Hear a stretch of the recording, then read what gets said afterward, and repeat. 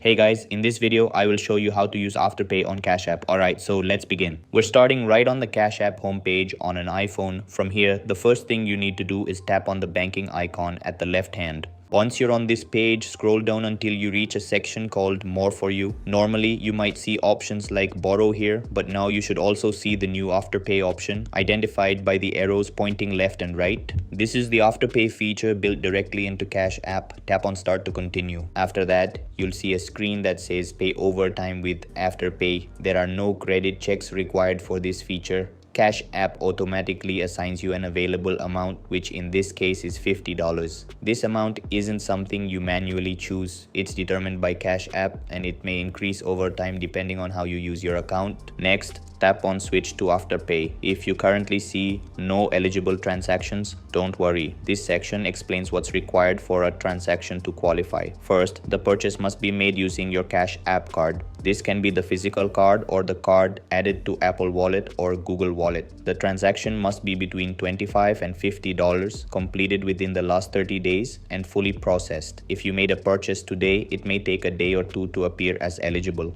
Once a transaction meets all of these requirements, you can return to this section, switch that purchase to Afterpay, and split the payment into multiple installments. Just remember, this feature only works if you're using your Cash App card. So that's basically how you can use Afterpay on Cash App. So that's all for this video. Please subscribe to the channel if you like. Thanks.